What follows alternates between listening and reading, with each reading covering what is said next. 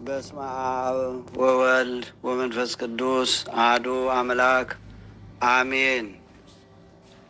ክርስቶስ ተንሥአ እሙታን በዐቢይ ኃይል ወሥልጣን አሰሮ ለሰይጣን አግዓዞ ለአዳም ሰላም ሚዜሰ ኮነ ፍስሐ ወሰላም።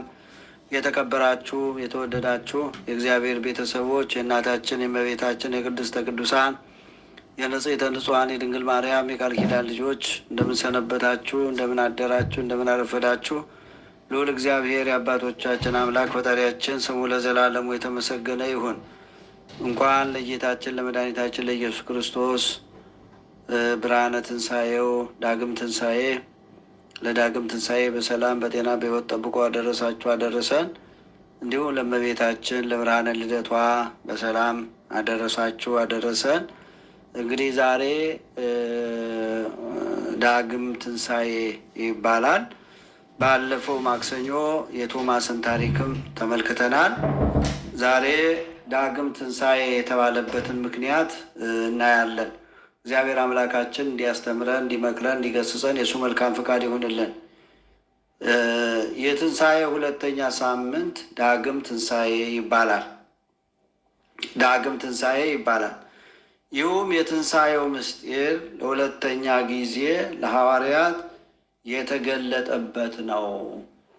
የትንሣኤው ምስጢር ለሁለተኛ ጊዜ ለሐዋርያት አባቶቻችን የተገለጠበት የዮሐንስ ወንጌል ምዕራፍ 20 ቁጥር 24 ላይ የምናገኘው ነው ማለት ነው። መድኃኒታችን ኢየሱስ ክርስቶስ በትንሣኤው ዕለት እንዲሁም ለሁለተኛ ጊዜ በተገለጠበት ዕለት በዳግም ትንሣኤ ሰላማቸው ለተወሰደባቸው ደጃቸውን ዘግተው ለተቀመጡት ደቀ መዛሙርቶቹ ወይም ለተማሪዎቹ ሰላም ለእናንተ ይሁን አላቸው።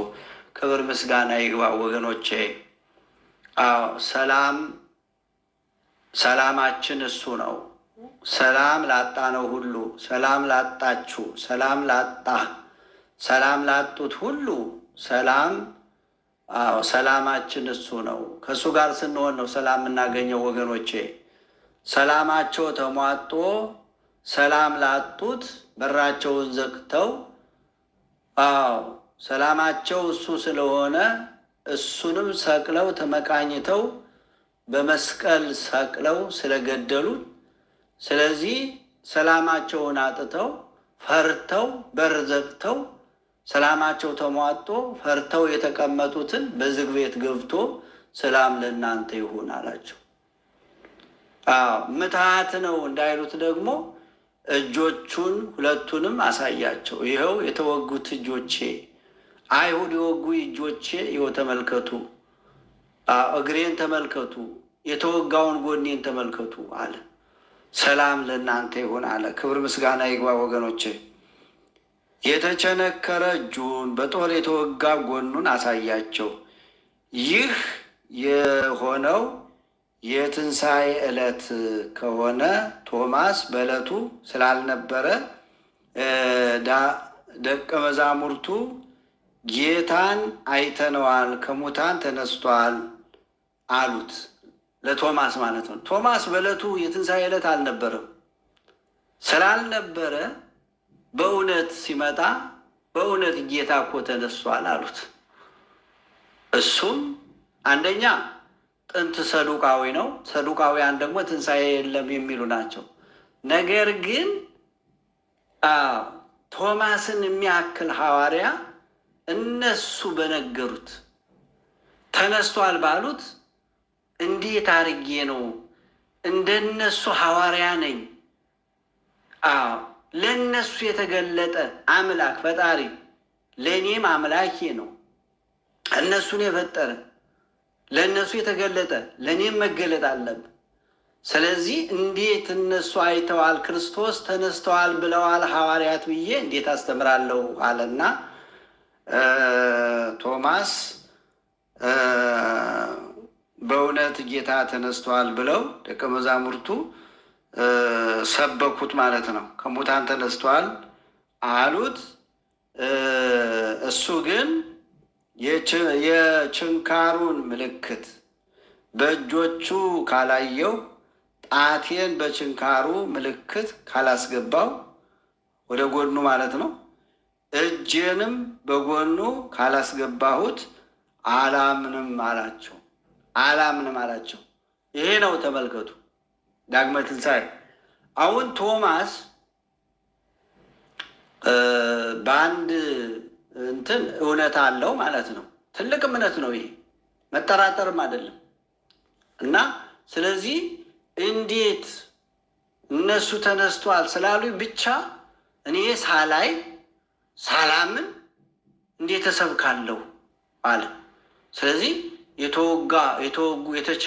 የተወጋ ጎኑን፣ የተቸነከሩ እጆቹን እግሮቹን ማየት አለብኝ አላቸውና ሐዋርያትም አንተ ጥንቱንም ሰዱቃዊ ነህ፣ ትጠራጠራለህ፣ እኛ የነገርነን አታምንም አሉት።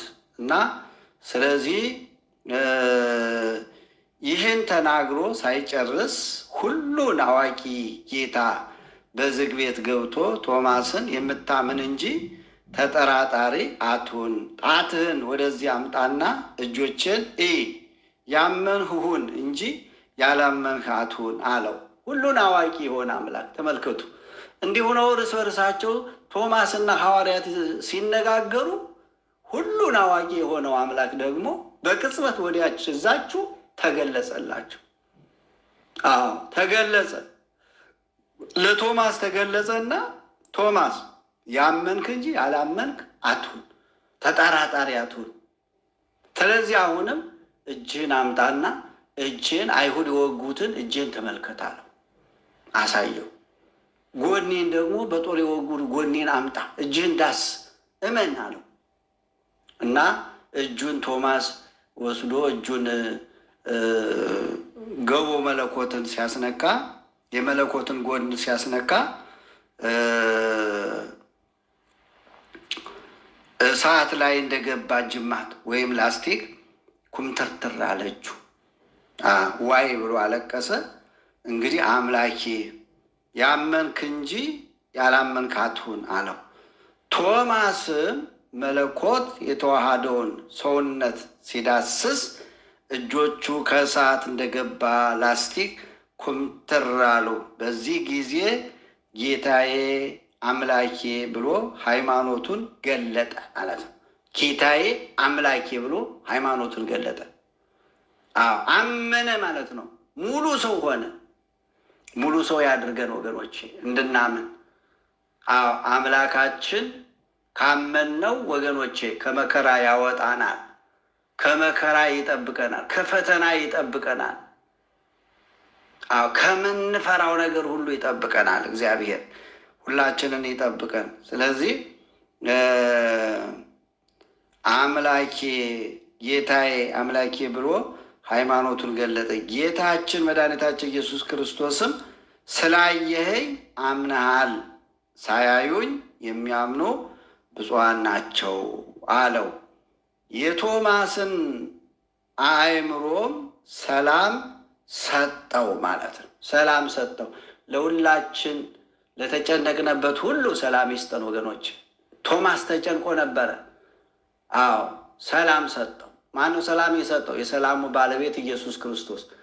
አሁን ብዙ ጭንቀት የተጨነቅን ሰዎች አለ፣ በተለያየ ጭንቀት ወገኖቼ። ሰላም የሚሰጠን እሱ ብቻ ነው፣ መድኃኔ ዓለም ነው። መድኃኔ ዓለምን ስሙን ጥሩት። አምላኬ በሉት እንደ ቶማስ፣ ጌታዬ በሉት እንደ ቶማስ፣ መስክሩለት። አምላኬ ብላችሁ ጥሩት። ሰላም ሰጠው። ሰላም አጥቶ ተጨንቆ ነበረ እና ሰላም ሰጠው።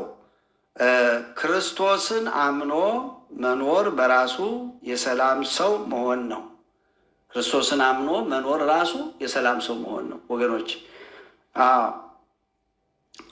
ምክንያቱም እርሱ የሰላም አለቃ ነውና። ነቢዩ ኢሳይያስ የሰላም አለቃ ይለዋል። ትንቢተ ኢሳይያስ ምዕራፍ 9 ቁጥር 6 ላይ የሰላም አለቃ ይለዋል መድኃኔ ዓለምን። ክብር ምስጋና ይግባው። ሐዋርያውም የሰላም አምላክ ይለዋል። ሮሜ ምዕራፍ 15 ቁጥር 33 ላይ የሰላም አምላክ ይለዋል ሐዋርያው ቅዱስ ጳውሎስ። ሰላማችን ክርስቶስ በተወለደ ጊዜ የተዘመረው ወሰላም በምድር ስምረቱ ለሰብ የሚል ነው ወገኖቼ።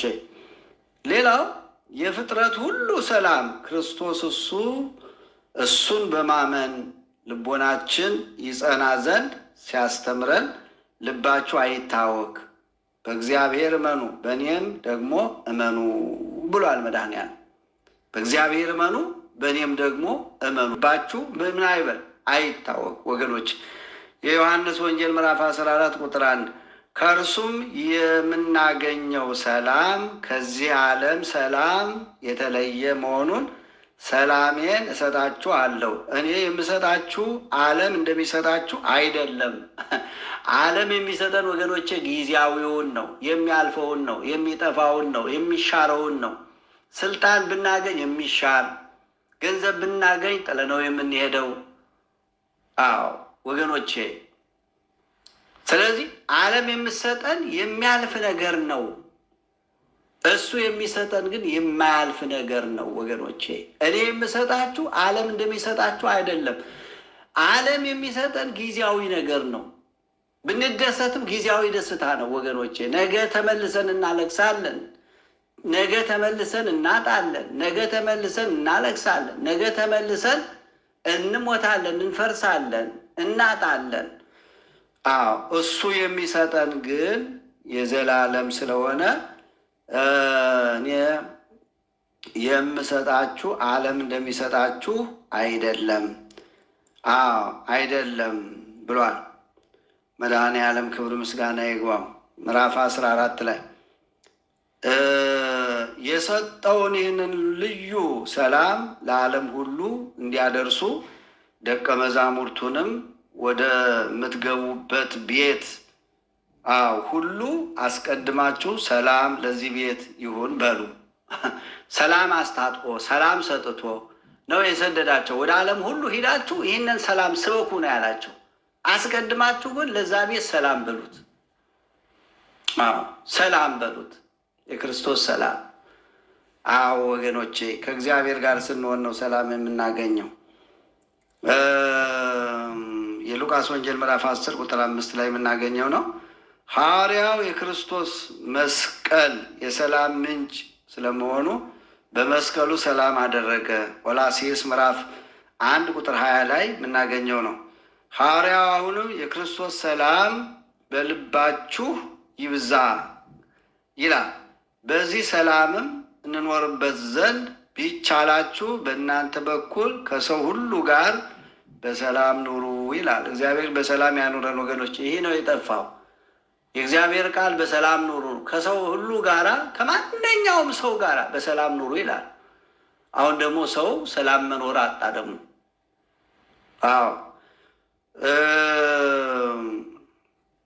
ሮሜ ምዕራፍ 12 ቁጥር 18 ላይ ቅዱስ ጳውሎስ አሁንም እንዲህ ይላል፣ እርስ በርሳችሁ በሰላም ኑሩ ይለናል። አንደኛ ተሰሎንቄ ምዕራፍ 5 ቁጥር 13 ላይ የሕይወት ሰላም የሌላቸው በክርስቶስ ሞትና ትንሣኤ የተገኘውን የክርስቶስን ሰላም መያዝ እንደሚገባቸው ሊቁ ቅዱስ ያሬድ ይነግረናል። ንጉሠ ሰላም ኢየሱስ ክርስቶስ ሰላመከ ሀበነ፣ የሰላም ንጉሥ ሰላማዊ ኢየሱስ ክርስቶስ ወይ ሰላምን ስጠን ይላል። ሰላሙን ይስጠን ወገኖች። ሰላም ላጣ ነው፣ ለተቅበዘበዝ ነው፣ ለስግብግቦቹ ለእኛ ወገኖቼ ሰላሙን ይስጠን። ሰላማችን እሱ ነው ወገኖቼ። ሰላም የምናገኘው ከእሱ ነው። ከእሱ ጋር ስትሆኑ ነው ወገኖቼ። ሰርታችሁ የምታገኙት ሳንቲም ሰላም አይሰጣችሁም። ስጋዊ ፍላጎታችሁን ስላረካችሁ፣ ስጋዊ ስሜታችሁን ስላረካችሁ ሰላም አታገኙ ወገኖቼ። ሰላማችን እሱ ብቻ ነው። ሰዎች ስጋዊ ፍላጎታቸውን ስጋዊ ስሜታቸውን ስላረኩ ስጋዊ ነገር ስላገኙ ሰላም አያገኙ። የለም፣ ሰላማችን እሱ ነው። እሱ ጋር ስንሆን ነው ሰላም የምናገኘው። ሰላሙን ያብዛልን እግዚአብሔር። ሌላው ቅዱስ ያሬድ የቤተ ክርስቲያናችን ሊቅ ይህንን ሲያጠነክር ዋሎ አሐዱ ብእሲ ዘስሙ ቀለዮጳ ይላል። ስሙ ቀለዮጳ የሚባል አንድ ሰው ነበረ። ኢየሱስ በዚህ ለምን በኢየሩሳሌም የሆነውን አላወቅህምን አለው። እርሱም በእግዚአብሔር ፊት በሥራውና በቃሉ ብርቱ ስለሆነ ስለ ኢየሱስ ነው። ለሞት አደረሱት፣ ፈረዱበት። ወደ መቃብሩ ማልዶ የሄዱ ሴቶችም ደግሞ የኢየሱስን ሥጋ አላገኙም። ዛሬ እነሳለሁ መድኃኒትን አደርጋለሁ ብሎ ለደቀ መዛሙርቱ እንደነገራቸው ተነስቷል አሉን እና አስገረሙን ብሎ ይገረማል። ነገር እግዚአብሔር ነው እየተናገረ የሚሄደው። ምናልባት ሌላ ጊዜ በሰፊው የምንነጋገርበት ነው። እነዚህ ሰዎች የትንሣኤ ዕለት ነው እንግዲህ ቀለዮጳ የተባለው ሉቃስ ነው። ሉቃስና ቀለዮጳ የተባለው ሁለተኛው ደቀ መዝሙር ሁለቱ ትንሣኤ ዕለት መንገዳቸውን ይሄዳሉ። ወደ ኤማሁስ ነው የሚሄዱት። ኤማሁስ መንገደኞች ናቸው እና ሁለቱ በጣም እያዘኑ ነው የሚሄዱት እና እየተነጋገሩ ይሄዳሉ። እንዲያው በዚህ ዘመን እንዲያው የተፈጸመው ነገር የተፈጸመው ግፍ እንዲያው በእውነት እንዲያው በቃ እስራኤልን ነፃ ያወጣል ያልነው ያ መሰለ የሞቱትን የሚያስነሳ የታመሙትን የሚፈውስ ነፃ ይችን ሀገር ነፃ ያወጣል ስንል እንዲያው በቃ እነዚህ ክፉዎች አይሁድ ገደሉት እያሉ ስለ ነገረ ክርስቶስ ስለ ነገረ መስቀሉ እየተነጋገሩ ይሄዳሉ እና ስለ ነገረ መስቀሉ እየተነጋገሩ ሲሄዱ አሁን ኢየሱስ ክርስቶስ ደግሞ ሰው መሰለና በመካከላቸው ላይ ተከሰተ። አሁን ስለዛ ነው መልሶ እሱ ራሱን ይጠይቃቸዋል እና ትንሽ እነሱ ጋር ትንሽ ተጓዘና እንዲህ እያሉ ሲሄዱ እናንተ እንዴት ነው ምንድን ነው የተነጋገራችሁ የምትሄዱት አላቸው። እንዲህ አንተ ለዚህ ቦታ ለዚህ ሀገር እንግዳ ነህ እንዴ ይሉታል። መልሰው ለራሱ እኮ ነው የሚነግሩት እና ያንን ነው ቅዱስ ያሬድ አምጥቶ ይህን እንትን ያለልንና ክብር ምስጋና ይግባው። ዛሬም እኛ በሃይማኖት የምንነሳ እናምናለን። ቅዱስ ጳውሎስ እንግዲህ ከክርስቶስ ጋር ከተነሳችሁ ክርስቶስ በእግዚአብሔር ቀኝ ተቀምጦ ያለበት በላይ ያለውን አስቡ ይለናል። እግዚአብሔር በላይ ያለውን እንድናስብ አእምሯችን ምድራዊውን ብቻ ሳይሆን ሰማያዊያን እንድንሆን ሰማያዊ ነገር እንድናስብ ሰማያዊ ስራ እንድንሰራ እግዚአብሔር ይርዳን ወገኖቼ።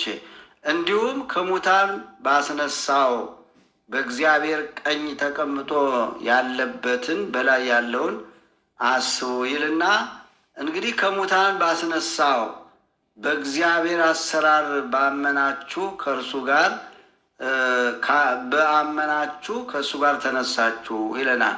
ቆላስይስ 2 ምዕራፍ 2 ቁጥር 12 ላይ በኤፌሶንም መልእክቱም ላይ እንዲህ ይላል የጸጋውን ባለጠግነት ያሳይ ዘንድ ከእርሱ ጋር አስነሳን ይላል ቅዱስ ጳውሎስ። ቤተ ክርስቲያንም ከትንሣኤ ልቦና ተነስታለች ማለት ነው። ቤተ ክርስቲያን ትንሣኤ ክርስቶስ ሲነሳ ቤተ ክርስቲያንም ትንሣኤ ልቦና ተነስታለች። ምክንያቱም ክርስቶስን ነው የምትሰብከው ቤተ ክርስቲያን፣ መከራ መስቀሉን ነው የምትሰብከው። ስለዚህ ተነስታለች። በእምነትም መነሳቷን ትሰብካለች። የክርስቶስ ትንሣኤ የእርሷ መሆኑን በማመን ቤተ ክርስቲያን ከሞት አትነሽም፣ የመቃብር ኃይልም አልተሻረልሽም ብለው መናፍቃን ቢቃወሟትም እርሷ ግን እንዲህ በማለት ትመልሳለች። ክርስቶስ ስለ ኃጢአታችን ሞተ ተቀበረም። ቅዱስ ያሬድ ቅዱስ ጳውሎስም ቅዱስ ያሬድም ይህንን አገናኝቶ እንዲህ ይላል። ክርስቶስ ስለ ኃጢአታችን ሞተ ያለውን ክርስቶስ ከሙታን እንደተነሳ በሦስተኛውም ቀን ስለ ኃጢአታችን ሞተ ተቀበረም፣ በሦስተኛውም ቀን ከሙታን ተነሳ። ክርስቶስ ከሙታን እንደተነሳ የሚሰብክ ከሆነ ከእናንተ አንዳንዶቹ ትንሣኤ ሙታን የለም ለምን ይላሉ? ትንሣኤ ሙታንስ ከሌለ ክርስቶስም አልተነሳም። ክርስቶስም ካልተነሳ ስብከታችን ከንቱ ነው፣ እምነታችን ደግሞ ከንቱ ናት ይላል ቅዱስ ጳውሎስ በመልእክቱ ላይ። ሌላው ያልተገዘረ የመናፍቃንን አእምሮ እየገዘረች የትንሣኤ እመቤት እንደሆነች ትመሰክራለች ቤተ ክርስቲያን። የምትሰብክለት የሲኦልን መንግስት ያፈረሰው የትንሣኤው ጌታ ክርስቶስ የፍጥረት ሁሉ መመኪያ እንደሆነ የቤተ ክርስቲያናችን ሊቅ አሁንም ይነግረናል። ምንድን ነው የሚለው?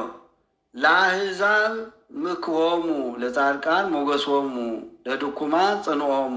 ምን ይላል?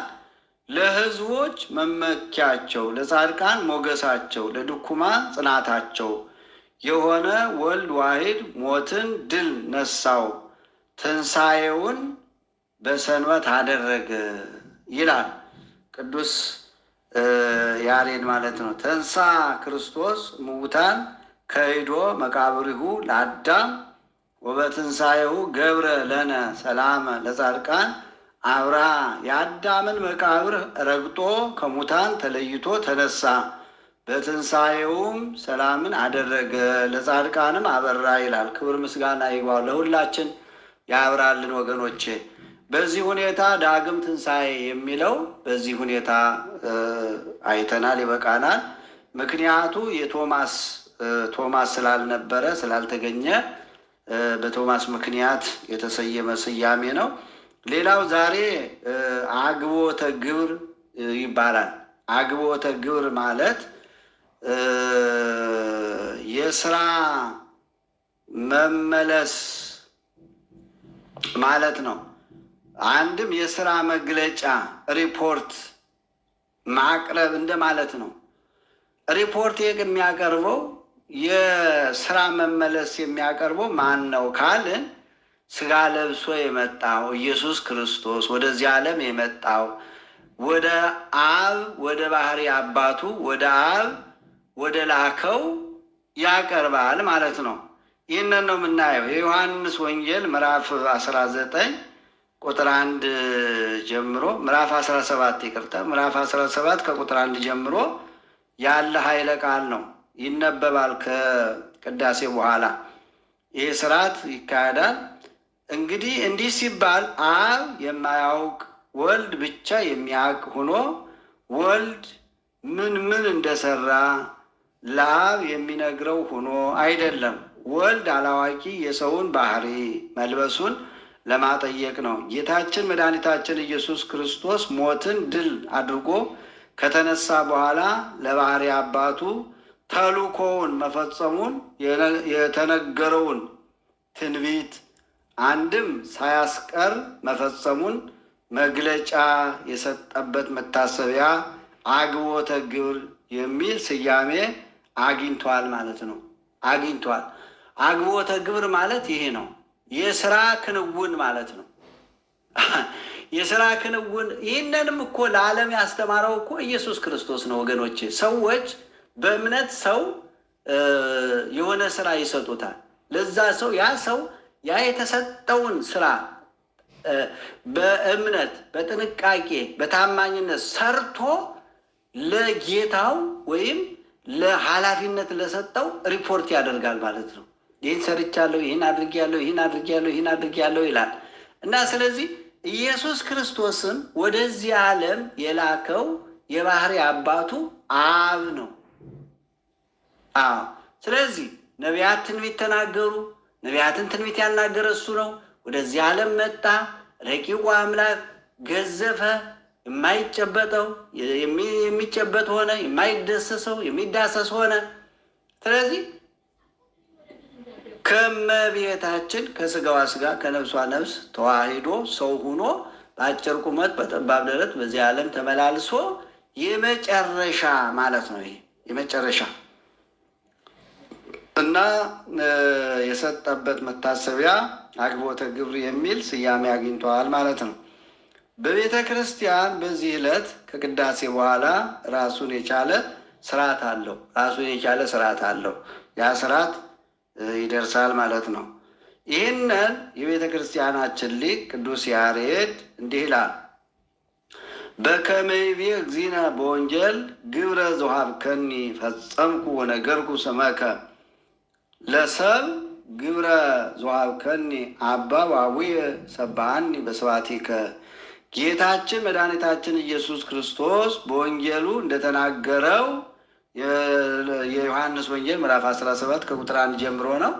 በወንጌሉ እንደተናገረው ይላል ቅዱስ ያሬድ፣ አባት ሆይ የሰጠኸኝን ስራ ፈጸምኩ፣ ስምን ለሰው ልጅ ተናገርኩ፣ አባት ሆይ በምስጋና አመስግነኝ በማለት ለክርስቶስ የሚቀርበው ምስጋና ከአብ ምስጋና ጋር የተካከለ አንድ እንደሆነ ይገልጻል ማለት ነው።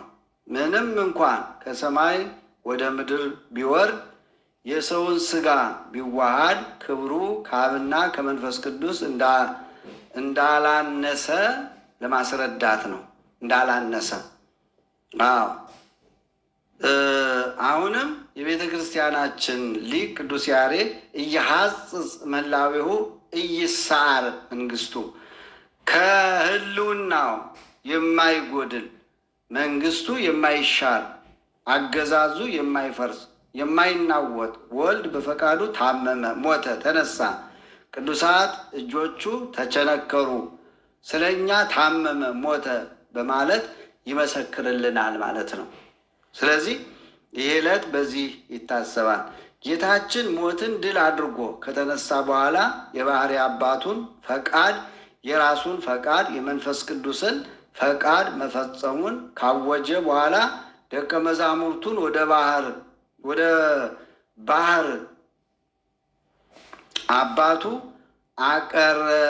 አቀረባቸው። ወደ ባህሪ አባቱ አቀረባቸው፣ አስባረካቸው፣ መሰከረላቸው ይላል ቅዱስ ያሬድ። ግብረ ዘወሀብከኒ ፈጸምኩ ወነገርኩ ስመከ ለሰብ አባ ወአቡየ ሰብሐኒ በስብሐቲከ። ክርስቶስ እንዲህ አለ፣ ልሰራው የሰጠኸኝን ስራ ፈጸምኩ፣ ስምህንም ለሰዎች ተናገርኩ። አባት ሆይ ሕያው አምላክ አንተን ይወዱ ዘንድ ስምህን ለሰው ተናገርኩ። አባት ሆይ ያለ ቅዱስ ያሬድ ከአንተ የተነሳ በአንተ ዘንድ ቅዱሳን የሆኑ ዘንድ ቀድሳቸው። ዓለም ሳይፈጠር የነበረ የአባቴን ጌትነት የኔንም ጌትነት ይናገሩ ዘንድ እኔ ባለሁበት ደግሞ በዚያ ከእኔ ጋር ይኖራሉ በማለት ጌታችን መድኃኒታችን ኢየሱስ ክርስቶስ ለባህሪ አባቱ በለበሰው ስጋ የሰጠውን የመጨረሻውን ምስክርነት ይናገራል ማለት ነው። ቀድሳቸው ይላል፣ አክብራቸው ይላል። ቀድሳቸው የሚለን እኛን ነው፣ የሰውን ልጅ ነው። አክብራቸው፣ ጠብቃቸው ይላል። ክርስቶስ የማይቀደስ የማይከብር ሆኖ አብ ብቻውን ክርስቶስ የማይቀድስ የማያከብር ሆኖ አብ ብቻውን የሚቀድስ የሚያከብር ሆኖ አይደለም። መቀደስ ማክበር የጋራ ገንዘባቸው እንደሆነ የአብ የወልድ የመንፈስ ቅዱስ ማለት ነው ለማጠየቅ ነው። እና ስለዚህ ይህንን በቅዳሴው ሊቁ አባ ሕርያቆስ እንዲህ ይላል። በቅዳሴው አብ ወልድ መንፈስ ቅዱስ ይቄድሱ፣ አብ ወልድ መንፈስ ቅዱስ ይቀድሳሉ ብሎ ይመሰክራል። ይህንን ነው ያየነው። እንግዲህ ሁለተኛ ያየነው አግቦተ ግብር የሚለው ነው። አግቦተ ግብር እንግዲህ ሌላው መጨረሻ የምናያት እኔ ላደርገው የሰጠኸኝን ስራ ፈጽሜ በምድር አከበርኩህ ይላል። ጌታችን መድኃኒታችን ኢየሱስ ክርስቶስ ከአሁን ድረስ ከሐዋርያት ጋር ሲነጋገር መጥቶ ነበር። እንግዲህ ወዲህ ግን ከአብ ጋራ ይነጋገራል ማለት ነው። ይህን ተናግሮ ወደ ሰማይ ቀና ብሎ አይቶ እንዲህ አለ። አባቴ ሆይ ልጅህን ትገልጠው ዘንድ ልጅህንም አንተን ይገልጥህ ዘንድ ልጅህም አንተን ይገልጥህ ዘንድ ጊዜው ደረሰ። በስጋዊ በደማዊ ፍጥረት ላይ እንዳሰለጠንኸው ልጅህን ትገልጠው ዘንድ በስጋዊ በደማዊ ወይም በፍጥረት እንዳሰለጠንከው መጠን ልጅህ አንተን ይገልጥህ ዘንድ ጊዜው ደረሰ እያለ ያመሰግናል። አንድም በሀብት ስበህ በረድኤት አቅርበህ ስለሰጠኸው የዘላለም ድህነት የሚገኝበት ሃይማኖትን ይሰጣቸው ዘንድ የዘላለም ድህነት የሚገኝበት ሃይማኖት ይህች ናት ይላል። የባህሪ አምላክ አንተን ብቻ ያውቁ ዘንድ ነው ውረድ፣ ተወለድ፣ ሙት፣ ተሰቀል ብለህ የላክኸው ኢየሱስ ክርስቶስንም ያውቁ ዘንድ ነው ይላል። እሰራው ዘንድ የሰጠኸኝን ስራ ወይም ፈጽሜ ሰርቼ በዚህ ዓለም ገለጥኩህ። አባት ሆይ ዓለም ሳይፈጠር ካንተ ዘንድ በነበረ ጌትነቴ ግለጠኝ። ለዓለሙ ወገን በሀብት ስበህ በረድኤት አቅርበህ ለሰጠኸኝ ሰዎች አባትነትህን ነገርኳቸው፣ ሕግን ጠበቁ። የሰጠኸኝን ሁሉ ካንተ ዘንድ እንደተገኘ አወቁ። በሕልውና ያስተማርከኝን ቃል አስተምሬያቸዋለሁና እነሱም ተምረው አካል ዘማካል ባህሪ ዘምባህሪ ካንተ ተወልጄ እንደመጣው አወቁ። አንተ ውረድ፣ ተወለድ፣ ሙት፣ ተሰቀል ብለህ እንደላከኝ አመኑ ይላል። እኔ የምለምንህ ስለ ዓለሙ አይደለም፣ በሀብት ስበህ በረድኤት አቅርበህ ስለሰጠኸኝ ስለዚህ ነው ይላል። እግዚአብሔር ወልድ ነው እንግዲህ ስጋ የለበሰው እሱ ስለሆነ በለበሰው ስጋ እኛን ለማስተማር የመጣበትን ዓላማ በግልጥ ይነጋገራል ከአባቱ ከባህሪ አባቱ ጋራ እና ስለዚህ ይህንን ያሳየን እንዲህ ያደረገን ከሱ ጋር ሆነን እንድንሰማ እንድናዳምጥ ያደረገን ወደ እሱ ያቀረበን ያከበረን የወደደን የቀደሰን ያከበረን ኢየሱስ ክርስቶስ ክብር ምስጋና ይግባው። ፈጣሪያችን ለብርሃነ ትንሣኤው በሰላም እንዳደረሰን ለብርሃነ ዕርገቱ በሰላም ያድርሰን። አሜን።